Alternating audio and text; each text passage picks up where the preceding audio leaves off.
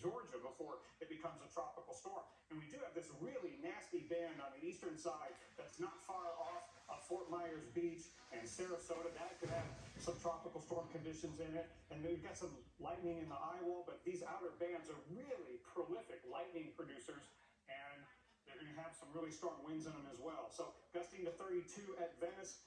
We're gusting to 30 at both Fort Myers and Sarasota at some slightly inland locations, Punta Gorda as well. But right there at the coast, these could at least have tropical storm force gusts in them. And then the leading edge of the tropical storm force winds, probably not far behind this buoy. So right in about here is where we're already getting gusts of tropical storm force. The sustained are not far behind. So we're on the doorstep of having tropical storm conditions in the Sarasota and then Tampa Bay areas for a little while. But then late tonight and early tomorrow morning, getting to Cedar Key and Apalachicola. And then maybe before you wake up in the morning, getting to places like Tallahassee.